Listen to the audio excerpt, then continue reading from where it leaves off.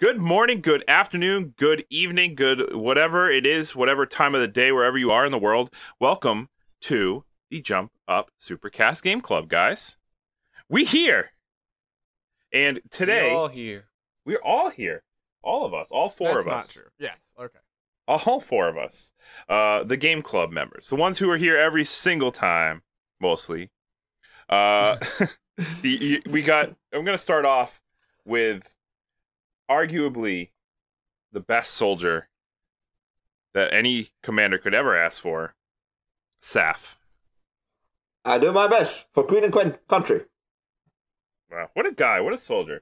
We also have the best sniper that will take you out from anywhere across the globe. His name is Noah. Much better than Oscar, that's for sure. Who's Oscar? You leave that boy alone.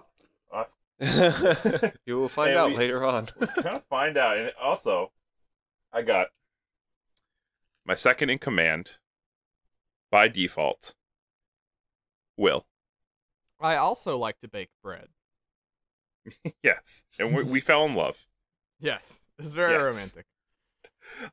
So if you've been following us at all and you know what game we played, you're about to hear it again, because we played Valkyria Chronicles, everybody. Chosen by Will. You picked this game. Thank you very much. Mm-hmm. So this is a game that was developed by Sega and published by Sega. Sega putting in work. Released back in 2008 on the PlayStation 3. And it had a couple sequels which were released on the PSP. Not all of them came over here. It was re-released, and this is, I think, the version most of us played. As a remaster, Valkyria Chronicles Remaster was re-released on the PlayStation 4 a couple years ago in 2016. And came out on PC in 2014. And it's actually coming out for the Nintendo Switch, the PlayStation 4 again, I guess. Yeah. And the Xbox One. That was announced this week. Yeah, just this week. Breaking news. This game's coming out on all major platforms now. Because Valkyria Chronicles 4 is coming out this year. And that's going to be... I don't know if it's going to be a pack-in with the game. Or what they're going to do. Like a digital code, or it's just going to be separate. I'm not really sure. Yeah, we'll find out. Yeah, we'll find out. But the game's coming out. You're going to be able to play it. It's very accessible now. You play it on pretty much anything. Mm-hmm. Yeah. Which is nice, because it was exclusive to PS3 for a while, and they didn't make a huge number of copies. It was a signature of the used game bin. I feel like at my GameStop, like I always saw it there. Yes. During the PS3 360 generation. I remember seeing it all the time, too. Seeing the cover and being like, I kind of want to play this game. But I never got around to it. So thank you, Will, for picking this game so I could finally get around to playing it. And so this game is an RPG. It's a tactical role-playing RPG. It's used turn-based strategy, but also it uses like its own unique kind of battles, third-person shooting battles like kind of system. I think it's called Blitz. Yes, Blitz. Battle of Live Tactical Zones is what it's the acronym. They worked very hard to get that one. And so it combines third-person shooter gameplay with tactical role-playing. And it's unique. It's definitely unique. It's a lot different than it reminds me of another game I played, codenamed Steam, on the 3DS. Sure. Just kind of similar, but this game came before it. So I don't know if that game borrowed from this game or not, but this is definitely a unique battle system. And the game takes place in like a fictional Europe. I think it's very clearly supposed to be Europe. Europa, I think it's what it's called. It's like Europe, yeah. Europa. And so it's clearly Europe. I think it's takes place in the 1930s, and so in this timeline, this is like the second Great War or the World War kind of thing that they have going on. Mm-hmm. And there's two sides here. You got the Alliance and The Empire, right? The Empire, yeah, the Empire and the Alliance, and they're fighting against each other over like I think it was called Ragnite. Correct. Like it's a resource. Resource, and the Empire storms in, and that starts the war. Mm-hmm. So you play as the main. You play as the whole squad, and you the main character play as what the fuck's his name? I already forgot. Welkin. I knew it started with a W. Welkin Gunther. Yeah. Welkin Gunther. He's super nerdy. Yeah, the introduction to this character is that he talks to fish. That's the first thing you see him do in the video game. Yeah, he's super into nature. That's his favorite thing in the world. Mm-hmm. He's a nature lover. So the cool thing about this game here, gameplay-wise, is that so you start with a top-down view of each map, and like tactical role-playing game, and you move. You pick a character. You have action points that you use on the top of the screen. So you pick a character. You use 1 action point, 2 for a tank, and you move them around. And everybody has different classes. You have to use. Some are weak against each other. Some are strong. And you just. It's weird, and it's not the best strategic gameplay of all time. Like it's weird how it lends itself to third person shooter and strategy, because it at some points I think it blends well, and then others I found ways to exploit it. Oh yeah. So yeah, I mean games like this tend to have exploits if you work your way around it, right? Like yes, there's and like the thing that is nice is that they utilize the third-person perspective a little bit more than some games do. Or, I mean, like they utilize it besides just having it be a surface-level thing, right? Besides just the act of aiming up a shot and lining it up, like headshots do more damage than body shots, stuff like that, and you're trading off more damage for less accuracy when you go for a headshot versus a body shot. But you're actively lining up the shot instead of just looking at percentages, Yeah. And they have things like there's an Overwatch mechanic basically, right? Like they have in XCOM where like if you are within line of sight of someone as they're walking, you will just start firing at them as they're taking their turn. Yeah, automatically, yeah. So it incentivizes you to act quickly because you don't want to be in the line of fire as much as possible, and it also like makes positioning units more important, right? Because if you leave someone with a big field in front of them, everyone that's walking across that field, they'll be allowed to take shots at just casually on the person's next turn. It definitely makes positioning very important. Yeah. Because you have to think about when you're moving your character, you're limited by like your action point gauge, and you have to think about where they're going to end up as well as where you need to go. Because you need to make sure you have enough action points to get them to where they need to be. Like, make the shot, but also get out of the line of fire for when you end your turn. So you can end up in some tricky situations. I think the biggest contention in regards to the game that we play is the fact that this game doesn't really explain much. Well, it does a terrible job of explaining the stuff that it does. Like, the beginning part of this game where you just run up to the first soldier and he keeps firing at you. They don't tell you that he will continue to fire at you even when you end the turn or even when you stop running. Like, he will just constantly shoot. And there's this moment where you just kind of panic and you don't know what the fuck you need to do. And that's true, but it is also at the beginning and you learn it. Yeah, and it's only like one soldier. Like the thing is that like especially at the beginning of the game, one soldier will not take you out. It'll take 3 to 4. So like it does it without explaining, which I think is a good thing. But in the moment, you're like, like what's happening? Yeah. It also comes up again in like chapter 7, where they don't really explain what you need to do in that chapter before you actually does it. I'll go on about that when they that explain comes. your objective. So you always have an objective on each map, and it varies for each map. There's maps where you just have to rout the enemy team. You have objectives: rout the enemy team, capture a certain base, defeat a certain boss. There's one mission where you have to direct this one big giant tank down a certain path that's following you. You have to like lead it into a trap. There's one mission where you have to hit X amount of switches.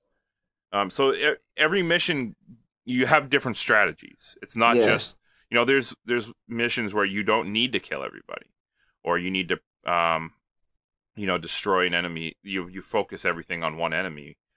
It's very different. I like that it switches it up. It's not just the same thing over and over again. There's a lot of different strategies involved. So let me just divert from the gameplay for 1 second. I want to just talk about the graphics in this game, though, because that's something that really stood out to me.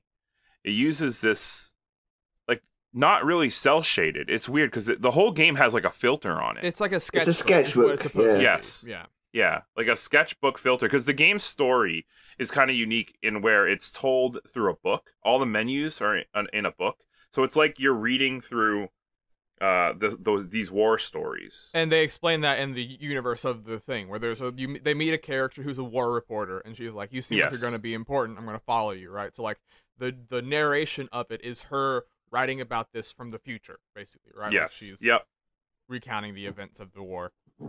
Which is unique, and I like that a lot. And the aesthetic of the drawn look that it has with the filter, where it's supposed to be like this, almost like colored pencil kind of, or watercolor kind of look.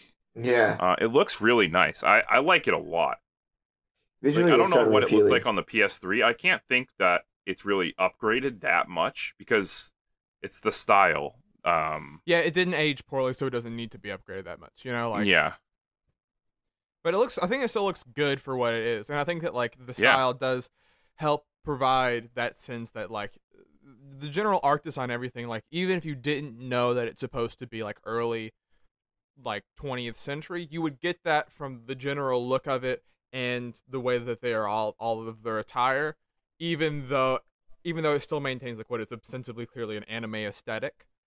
And that's the thing that I don't like. They got away from in the sequels as much. It became much more of a sort of generic anime style, which, has a time and place, but it was just sad to go from what is, I think, a pretty unique look to what is more generic. Mm-hmm. Yeah, no, like, I like that. Like, they have very limited animation, and they hide it really well with its cutscenes and the way in which they've implemented the art style. And it doesn't look, like, as you say, it doesn't look aged at all. Like, that's something I really appreciate about this game. Like, it is aesthetically pleasing, and, like, even when you're in, like, the deserts or, like, something kind of, like, generic, there's something that's there that just kind of is easy on the eyes. Yeah, because, like, people complain with Valkyria Chronicles 4 because when it got announced, that it looks a lot like the first game does. Like, the art style is pretty much similar. There's not a huge jump in terms of graphics from the PS3 to PS4. But I didn't mind as much because I thought this wasn't a game that really, like, needed an overhaul. It didn't need, like, this whole new lighting engine or anything. I think that sometimes the simplicity of the look helps it in some ways. Yeah. Mm-hmm. Yeah. Because it's weird, because I actually saw a complaint recently where somebody was complaining about all anime games look the same. They haven't gotten any better looking since, PS3. Well, I mean, how realistic do you need an anime game to look, right? It's anime. It doesn't have to look like God of War. It doesn't have to look like, super realistic. I don't need to see the pores on the character's face. You don't see them in anything, the anime. it'll make it look worse. Yeah, right, exactly. I think if you went away from this kind of art style, or the art style you see in, like, a Dragon Ball FighterZ, it doesn't look good. I've seen Dragon Ball character models, in other Dragon Ball games that they go for a more realistic look. It looks terrible. Yeah, like, I mean, so, like, this. Yeah, the example I always give is, like, there's Tales of Vesperia on the 360, and, like, that's still probably the best looking Tales game. Like, even though it was in 2007, like, the new games, they're trying to add more detail and trying to add, like, change the art style to, like, show more, like, jagged edges on, like, rocks and stuff, and it doesn't work. Like, sometimes just a nice, just a nice smooth color and, like, broad things that, like, pop off the screen matter more for this type of game than huge details. So this game definitely has it going on in the looks department, for me, at least. I love the style, and I just love everything about this game. The way it looks is just very nice on the eyes. It's nice to look at, and the music is also pretty good. It's not amazing, but it a lot of the upbeat, like, battle themes they get intense and they make you feel, oh shit, like this is some serious stuff going down. Although at one point, I swear to God, I heard the Batman animated series theme song in there. There are worse things to have in your game, though, to be fair. That is a good song. Did anybody else feel anything about the sound or the music? Because I think the voice acting is actually pretty decent too. No, the voice acting was really good. Like, Yes. it adds. Like, I was gonna make a point about like the characters in the game, but since voice acting is a part of that, like all the characters have like really unique personalities, and like the voice acting does a really good job portraying that. Yeah, Mm-hmm. and also like, because there's the main cast that are the ones that are in the primary cutscenes, but your squad's also filled out with other people that aren't just like nameless troops, but like have like names and personalities and stuff, and each of them are also voice acted, and I like that a whole lot too. So like when they join your squad or when you pick them in the mission, they'll give you a line that's like unique to them, and it's a different voice actor than everyone else, and so it helps them stand out out of the lineup more. I also like how they use the sound effects in this game as well. Like when shooting when you get headshots or when you like get good shots in it, they have a very distinct sound, and it's like it feels good. You can hear the headshot. Yeah. It's and each of the guns sounds different. So like even if you miss a troop, like if you miss someone when they start shooting at you, like when you're walking forward and you don't see them, you can tell what type of unit they are based on the sound of the gun they're shooting at you with, which is good. So like you can be like, oh gosh, it's a shock trooper, I gotta go, versus like, oh, it's a scout, I can probably shoot back at them. That's true. Touching on the characters again too, I gotta praise that. The characters, John and Herbert, best great. Characters. Who's your favorite character? John. Oh, Jan. I don't know if it's Jan or John. Jann. Yeah. Oh, Jan. He's my favorite Lancer for sure, and Herbert is my favorite engineer. Herbert is like a really bored down sounding engineer. He has the worst fucking skill set. Like his potential, like each character has potentials that may activate on the battle, which give you like boost to your attack or increase your accuracy or lowers your defense or whatever. And Herbert has a potential called Moody. So sometimes when you pick him to do an action, he'll just be like, I don't want to do anything. And then he'll literally just like, well, all I can do is move now. But like you get him to talk about, even when you go to shoot a soldier or anything, it's just like, you line him up, you aim, and then it's just like, okay, I'm firing. He's just like, all the time, he just does not want to be there. It's just amazing. Sack. Yeah. I love Marina. Marina's my girl. Yeah, and I like that it's not, like, the upgrades are, like, they're not just, like, plus 20 to HP. Like, they're, like, they inform the character, right? Like, it's like there's, what's his name? There's, who's his, not Eddie. Brandon, you picked him on your squad. We found out that he was bi because of the Ted. Yeah, Ted. Oh, like, Ted, the scout? Yeah, the scout. Yeah. You find out that he's bi because on his thing it goes fancies women, fancies men. And then like, as you use him more, you like learn more about his backstory and it talks about that. And you're like, oh, that's cool. Like we discerned that from the gameplay traits, and that informed the character that they will then talk about later in the story. Yes. Yeah. And I just want to point out, if you've been watching the stream, I've been making... I didn't really read up on, and like I guess all these characters have like actual backstories that you could read up on. I don't know if they were in a book somewhere. They're in the game. As you use them and level them up, you unlock like information about them. But I decided I was just gonna kind of like on stream kind of make everybody's like backstory for them. And I'm joking. I had this scout Cherrie. And Cherrie is a very stripper-sounding name to me. So I'm jokingly like, oh, Cherrie's a single mom. She used to be a stripper. She has a kid back home. She joined the war because she wanted to like protect her kid, and that her kid's the world to her. But unfortunately, it didn't work out. That she had a deadbeat baby daddy, and now she's in the war, and so she's got to fight for her kids. I made that backstory up based on her name. That's in her traits. That is almost exactly her backstory. Yeah, I'm telling Will, he looks it up. That's exactly her backstory. Minus the stripper part. Everything else, yes. like she ends up, that's her. I think that attests to it. Yeah, because like I just kind of gathered all that information just based on their characteristics, right? Because she has like chatty Cathy too, which is like if she stands near somebody, she's like, oh, like she just starts talking like, oh, how's your day? How's it going? How's it hanging? She just starts talking, and it makes her accuracy go down because she's too distracted. Yeah.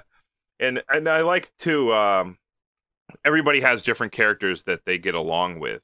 So they can do team attacks together if they're standing next to each other in battle, and they also like have unique conversations with that character because they get along with them. Like if somebody's downed, normally if it's just a person that they don't get along with, they just medic, come here. But like Cherrie gets along with Rosie, so she'll specifically be like, no, Rosie, you gotta make it. Like, like I like that too. How the characters the characters have unique interactions. So props to them for making all the characters feel important. And you get to know them and like them for who they are and not want them to die. Yeah. Which they can die. They can perma die in this game. It's you have to kind of suck to have it happen, but it can happen. Yeah, I always played the game while not letting anybody die. If somebody got like knocked down or even incapacitated, I would reset. Played Fire Emblem style. Yeah, I never lost anybody. Although I didn't beat the game. I got to chapter 17. You are at the last chapter. Close. You are at the last chapter. I think 18 is the last chapter. Yeah. I'm on chapter 17. Although that mission, hardest one so far. I know it makes sense. I'm on one of the later missions, but goddamn, is it hard? Yeah, the game's not easy, but no. But I want to while we're on the characters and while we're on the general story, because we talked a lot about the side characters, but I also like that like the main cast doesn't really suffer while also having a lot of the other stuff going on, right? That the sort of core 5, I guess you would say, is the main character, like we mentioned, Welkin, Alicia, who is, both of them are from what's the place, Brule, which is it's like the Sweden equivalent, basically. Like the whole game is fan fiction. Like what if they weren't neutral? What if actually they were the most important country in World War II? And then Rosie, who is a shock trooper. They also like use this to illustrate the different character types, sort of. Largo, who's the Lancer, and Sarah, who is Welkin's sister. But those 5, like in their interactions, I really like over the course of the story, and how each of them has their own arc that they go through. Yeah, I felt their personalities were quite generic. Like they were kind of generic anime type tropish personalities. I like that they weren't exaggerated. Like Welkin is, he's like, it's neat because none of them are bloodlusty. Like Rosie's the closest to it, but like Welkin is a guy, like all of them have the clear intention of, this is a means to an end to get to the end of the war. Like the war is just taking from us over and over, and we want to get to the end of it, right? Like they want to go, Alicia wants to go home and like run the bakery that her family ran, right? Like Welkin just wants to go on to become a nature researcher. Like all these people have homes and histories and pasts that they want to go back to as soon as possible.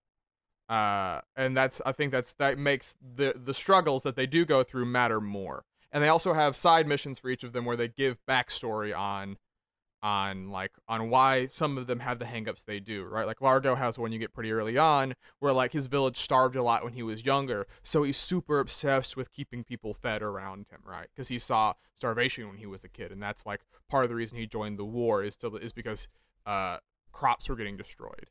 And so like you have that stuff to like inform these characters that I think is neat and gives them depth, and they don't make them like too comedic, which I think is good, because there's some stuff, and I mean like it's a World War II story, so like there are the Jew equivalent, and there are and there's the Holocaust equivalent, right? Like it goes on. The Darksons, right? I think that's what her name. Yeah, and like which Welkin's little sister Isara is a Darkson, and you get that tension between Rosie, who hates them because her family was killed during a Darkseen raid, right? Their family got mistaken for them, and so they got killed by the Empire. And so like there's stuff, and so like, but like they go through arcs, right? Like they experience character growth that I think is good and resonates with me. And I like the core relationship between Welkin and Alicia a lot, because it seems like two normal adult people trying to figure out, like they rely on each other for emotional support first before becoming romantically involved, you know? Like I think it develops in a way that's more natural than a lot of especially Japanese games can be. It's not too sudden. It actually plays out, which is a nice change of pace. And storyline wise, I don't know if we want to talk about spoilers because it's like a 10-year-old game, so I think we should be fine. Although it is getting a re-release, so maybe true, not. But I kind of want to talk about spoilers. Okay, we might as well put a timestamp. All right, spoiler warning for those who don't want to know, including me. Yeah, we'll put a timestamp in the description. Yes. Yep. Spoiler alert. Isara dies at some point. Yes. And it was super fucking sad. They do it. It's well executed, and like it's how sad it is. Mm-hmm. Yes, because the whole time with Rosie and Isara, you feel the tension between them, and Isara is trying to be like, listen, I want to show Rosie to not hate me for that I'm a Draxon, and she's trying very hard and finally, after all this time, there's a lot of fallout between them, but they start to get along, and then when they finally are bonding, Isara gets killed. Yeah. Like, she says, oh, well, she's like, I owe you a favor. Well, can you sing for me? And Rosie's like, yeah, I'll sing for you. Sure, of course. And then she gets shot right there. Yeah. So you get this super sad fucking scene where they're at her funeral and Rosie's like here's the song I owe you, and she starts singing, and I'm like, God damn it. Like this came out of nowhere and it was super sad. And the tone of the game shifts after that. Like it affects every character, which is good. Because because at the beginning of the game, there's a moment that I really like where she's like, where Alicia's talking to Welkin, and she looks at this flower, and she's like, I want to remember that there's life after this war, or like I want to remember that that even as all this awful stuff is going on, new things are happening. And spoilers for the ending, Welkin and Alicia get together and they move back home, and like when they give birth, and Alicia has a kid and they name it Isara, and like it ends with them holding her with the shot of that flower, and you're like, oh, like there was a theme, like there was a thing that brought it back together, like even though, and they had the conversation that like that war just takes away things that you'll never get back, that is impossible to, right? But Welkin said that, yeah, but you can't have that be the entirety of what your existence is. But we have to keep moving forward for the future. Yeah, it's a game that has like, besides just like, hey, isn't war fun? Like it has like things to say about like how this actually sucks and it's actually very rough and we should try to avoid like, I don't know. War is bad. Okay, it feels like a pretty basic theme, but they execute it well, I think. They didn't glorify it. Yeah, which video games can do. They can glorify war a little bit too much sometimes. So this game's not perfect though. We praised it a lot. Said a lot of good things about this game. But I have some complaints. I'm sure you guys do too. So I'll start with just saying one of them is that although there's a good amount of strategy here, you can cheese your way through a lot of things. I noticed there's certain missions. I don't know about every mission, but there's certain missions that you can really cheese your way through. There was one mission, to give an example. One, you can when you power up your troops, you can kind of make them OP and really cheese them, like with the orders. Yes. Because there's orders you can give to one troop to make them, their defense up, their attack up, good against specific things. And that can really you can just abuse that kind of, and just make one troop just go around and just fucking take out everyone. It is pretty bad because and there's been somewhere I really cheesed it. Like there's one where you have to protect the princess. She's in an armored car and you can't take it out with explosives. So it took me a couple tries, but I learned where exactly the car was going to go. Once I knew where the car was going to go, I just positioned a troop, standing right where I knew it was going to be. Soon as that moved over there, I just used that one troop's actions multiple times in a row and just destroyed it in like 2 turns. I was done. I mean, that's something that happens with tactical games a little bit, right? Like, just in general, it's like once you know where the troops are going to deploy, once you know where things are going to be, then it's easier you can prepare for it much easier. And there's one where they try to trap you. There's a base right in the middle of the level, and it's like the objective is capture the base. And you get there, and you're like, oh, there's nobody here. I'm going to take the base. This is easy. And they're like, oh my god, it was a trap. And now there's like a tank on each side, and your new objective is to blow up both tanks.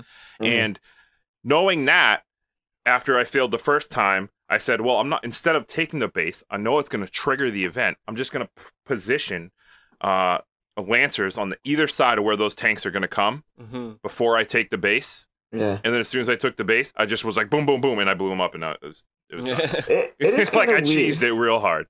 It is kind of weird how like the difficulty is just based on the idea that you don't actually know who's on the field. What's going to happen. Yeah. Like, they have like a fog of war mechanic in the game, too, so like they try to obfuscate like units and stuff, but I mean, obviously, if you know where everyone is, the fog of war stuff doesn't matter.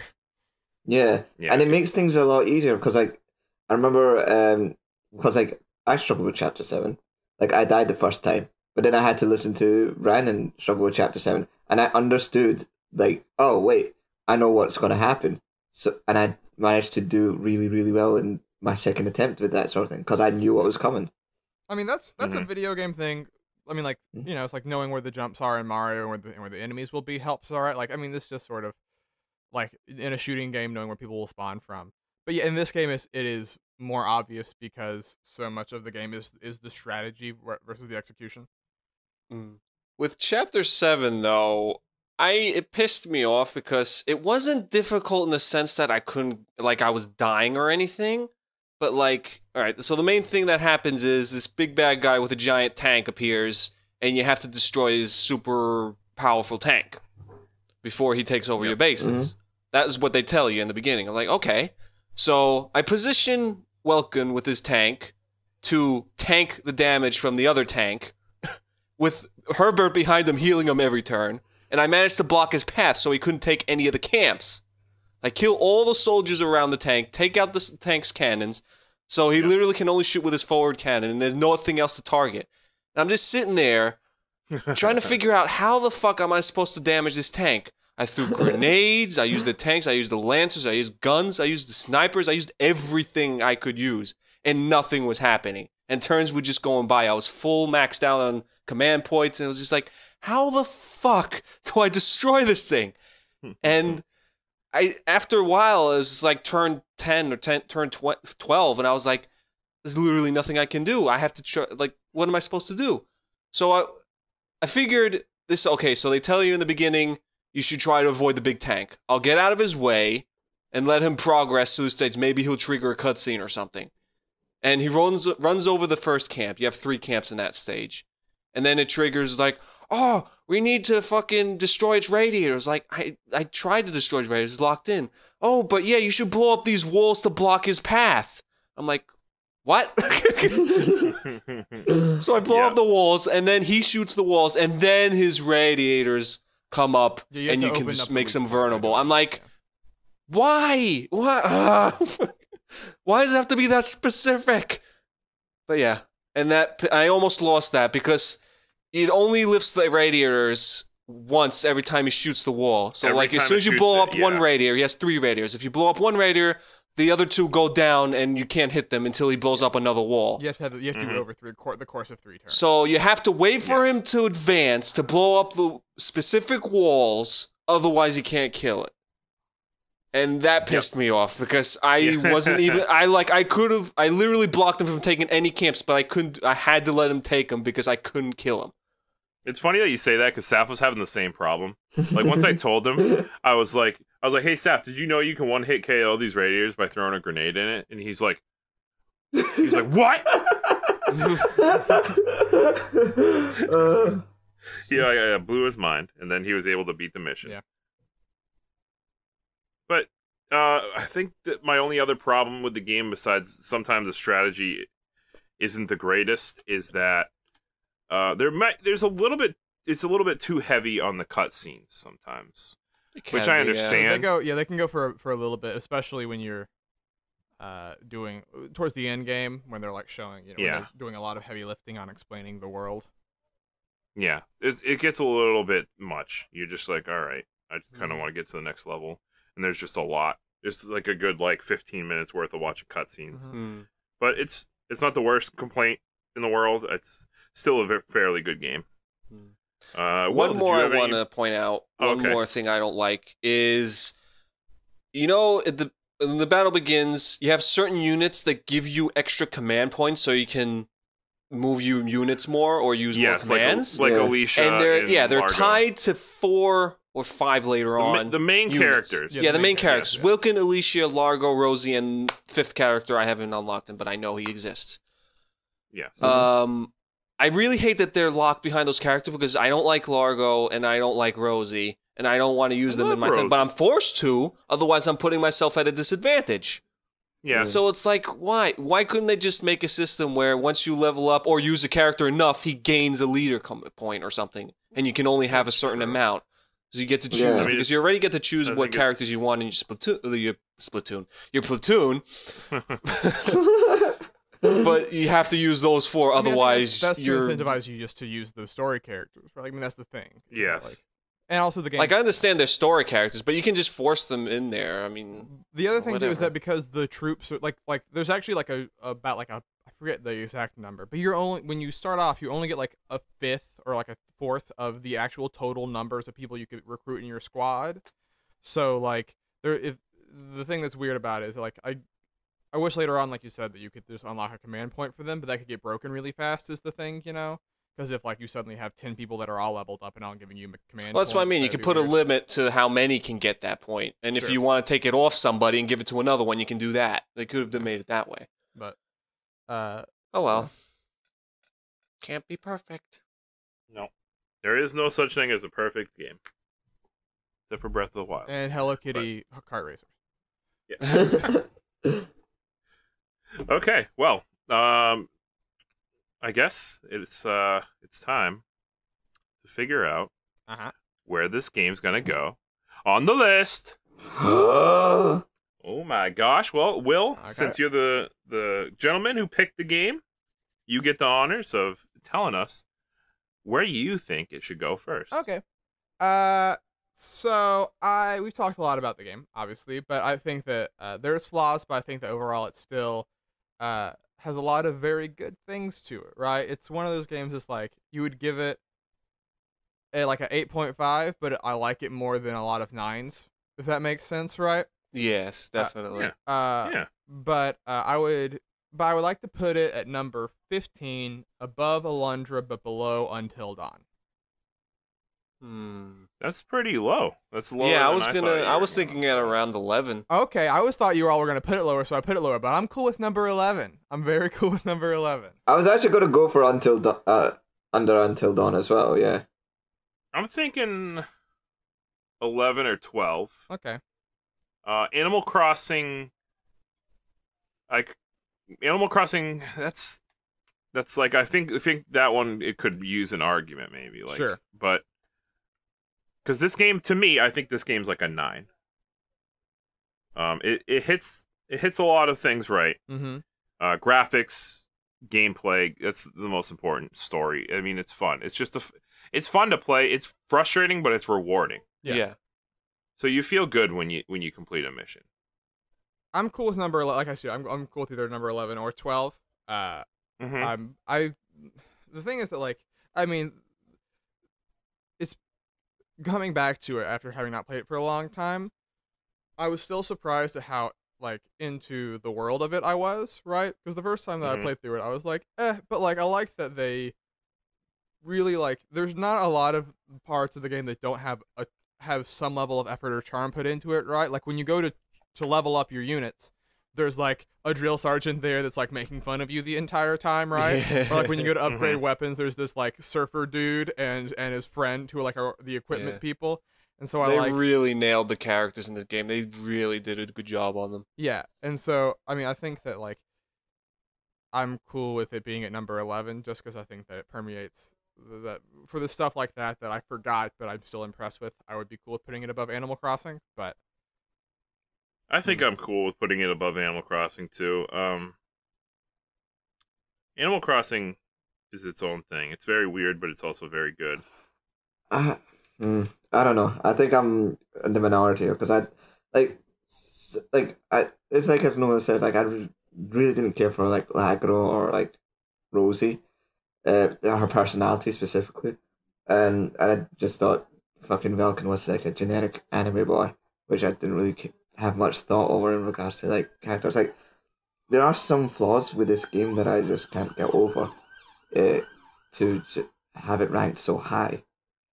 That's why I'm putting it under Until Dawn, because it's still a great game. It's just not that great. Like I've seen more original stuff with the games that are above it than I have with this one. I think it's better than Until Dawn, and then I think it's better than Stardew and 3D Land. I mean, I'm just a minority there, so you don't really have to take my thing for word. Yeah. But... So a sell for 11? Okay. Yeah, because I think once we hit Shovel Knight, that's where I get Shovel Knight's very, very, very good. Sure. Yeah. Shovel Knight's a 9.5. Valkyria Chronicles a 9 for me. That's fair. So then we do it 3-1. Yep. Yeah. Yep. Number 11. Just almost right outside the top 10, but it is the Dragon Ball FighterZ is still. Oh shit, Earthbound. Never mind. I forgot we played some good club games. Yeah, I'm not used so far to. we've done pretty well for ourselves. Yeah, we played some good ones. So it's below below Shovel Knight Treasure Trove, but above Super Mario 3D Land on the list. Above Animal Crossing, actually. Above Animal Crossing. Man. So yeah, life's crazy. But so I'll give you the rundown of what it's around. Actually, number 8 is Dragon Ball FighterZ. Number 10, Shovel Knight. Wait, what? Number 8 is Dragon Ball. Number 9. Sorry, I'm reading the number. Dyslexia hits hard, man. As I said, did I add 2 other games? Number 9, Dragon Ball FighterZ. Number 10, Shovel Knight Treasure Trove. Number 11, Valkyria Chronicles Remastered. Number 12, Animal Crossing. Number 13, Super Mario 3D Land. Do you agree with where we put it, or do you think we're a bunch of morons? Let us know in the comments, please. If you want to see the whole list, this should be in a paste spin in the description. Yes, so you can follow along every week when we put a game on the list. Mm-hmm. And speaking of every week we also do the Jump Up Supercast, which is our weekly podcast where we talk about news and gaming, just stuff in games in general. We play games. Trivia games. We add a game to the list every week. We argue with each other. It's fun. So check that out. Check us out on YouTube, on SoundCloud, anywhere, iTunes, anywhere you can listen to a podcast. You can probably find us there. Make sure that you like us. Make sure you 5-star us on iTunes. And follow us, subscribe, whatever it is, whatever that platform offers. Please do it. And just thank you. Thank you for listening. But before we go, though, we have to talk about the next Game Club game that we're going to play. And Noah, it's your turn, buddy. Yay. What game are we playing? We're going to be playing Shadow of Destiny, or Memories if you're from Europe. It was for the PS2, PC, and I think there was a port / remake for the PSP. But yeah, it's an oldie. It's a game that's close to my heart. I really enjoyed it, so I want to give you guys the chance to play it as well. So you might like it. That's exciting because I've never even really heard of this game. No, it wasn't that popular, I guess you would say. It's an adventure / story-driven game, so it's really cool. I'm looking forward to it. I love getting into a game that I've just never even heard of. That's always fun because you just don't know what to expect. I remember watching a YouTube video of it a couple years back and being very confused, so I'm excited to see what the context is for all the crazy stuff. All right. Well, that's going to be it for this episode. And like I said, don't forget to follow us. And also, we do have a Twitch channel, so you can follow us on Twitch. And we will, every week we're playing some games. Monday we play golf games. Tuesday Will plays Pokemon. Wednesday I play whatever I want. Thursday Saf and Noah play Terraria. So we're streaming all the time. I meant to say, probably by the time you're hearing this, the upcoming Pokemon will be maybe the finale. Might be the end. Oh my god. We are as of right now, at the time of this recording, I'm on the 7th gym badge, so I think I have 2 more weeks left of that Dear Pocket Monster. Better get on that. Yeah. And then Will is gonna have Tuesdays open up to whatever he wants to do. Oh baby. So it might even be the Game Club game. Who knows? Because I was streaming Valkyria Chronicles, and if you missed that was fun. Yes. So you can get a preview of the games and our opinions in live as they happen. Mm-hmm. So that is fun. Come chat, come hang out with us, and don't forget to listen. And thank you guys. I just want to thank you guys for joining me, Will, Saf, and Noah, for another week of the Game Club. It's a beautiful time. It's a pleasure. Video games. Always a pleasure. All right. Well, this is Brandon, your handsome and very, very sexy sounding host, signing off. Go play some video games. Bye.